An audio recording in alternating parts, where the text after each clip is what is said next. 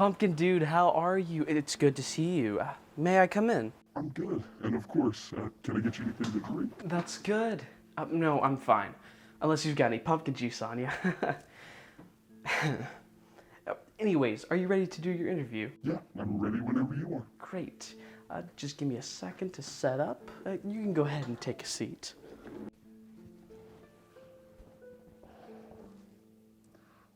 So, what is the interview going to be like? Oh, it's going to be a question and answer interview. Just letting everyone know your day-to-day life, trying to let everyone know who you are. Does that sound good? Yeah.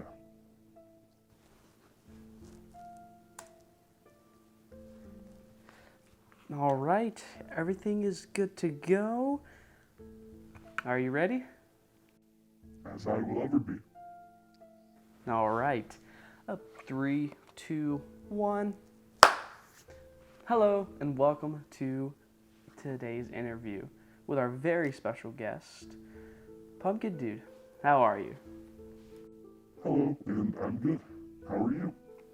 Great, great. Let's just go ahead and kick things off with a simple icebreaker. How old are you, and what do you like to do? Well, I'm over 100 years old. I kind of forgot how long ago it's been, but somewhere in the 19th century, I believe. And I like to drink my coffee and watch the leaves turn orange. Wow, over 100 years old? So you're our special guest and our oldest guest. How neat is that? Well, I'm glad here then to represent the elders. Of course. Let's continue.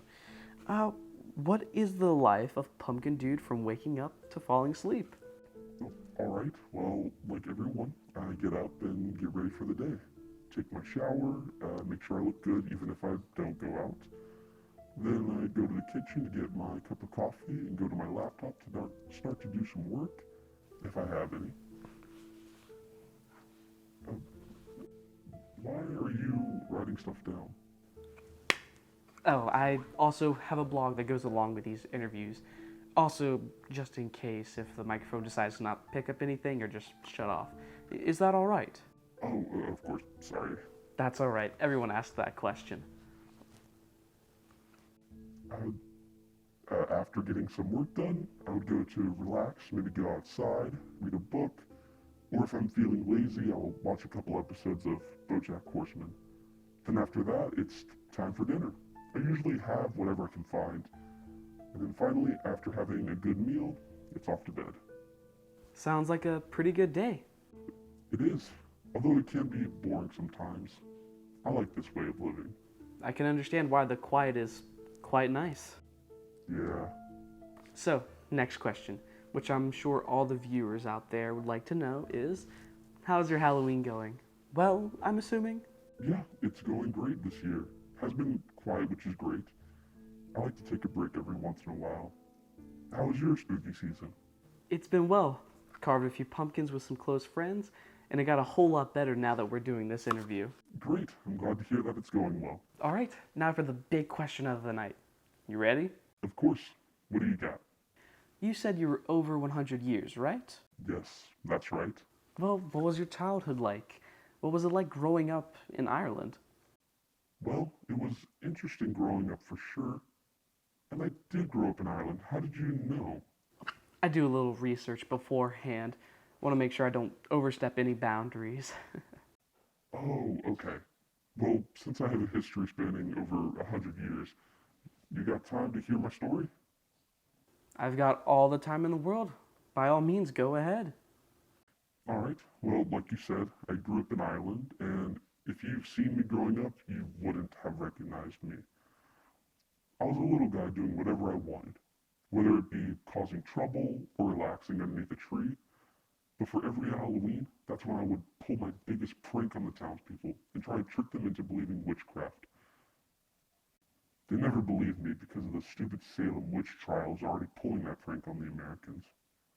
So after a couple of years of living in Ireland, I decided to come over to America. Here, Americans are gullible. They believe in aliens and monsters and ghouls, which are all true, but I loved pranking them with the fake stories I've created. After that, I decided to stop playing pranks and just become friends with others.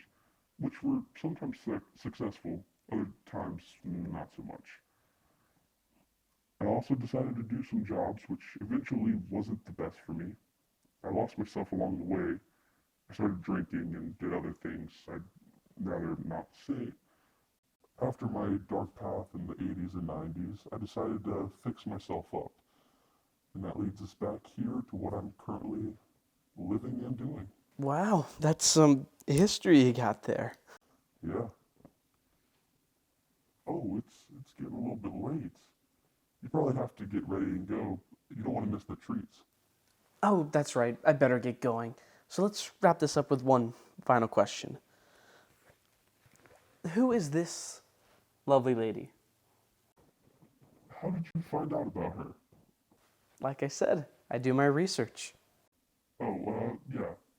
Well, people would call her Pumpkin Gal, and she was very sweet, and she smelled of cinnamon. That's very lovely. Where is she? Sadly, she passed away a couple years ago. Oh, I'm sorry to hear that. But by a couple, you mean during the 80s and 90s, right? Um, yes, she did die around that time. How did she happen to die? I'd rather not talk about it if that's all right. That's all right. Let me ask this final question, then I'll leave. Who were you fighting during the 80s and 90s? Who were you after? Is this off the record, or are you still gonna record me? Oh, this is just for personal reasons. Okay, well, during the 80s and 90s, during Halloween during those times, is when every spirit was given extra strength after the Vietnam War. And because of the extra strength given to me, I went down a dark road, and drinking didn't help.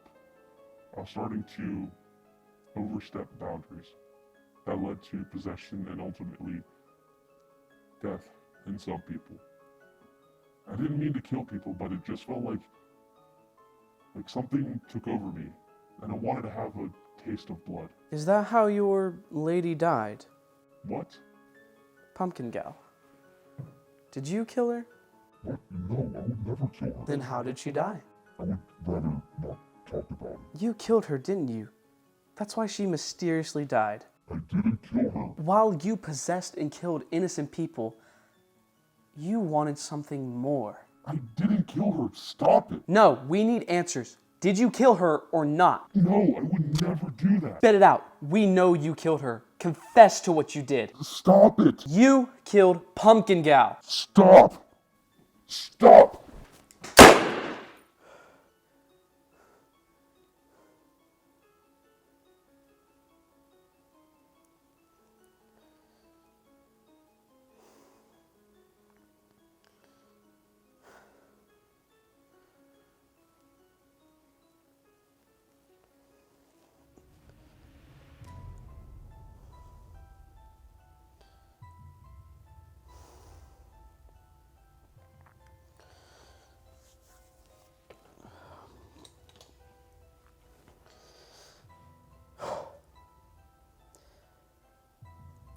Operation Pumpkin has failed due to an unexpected death.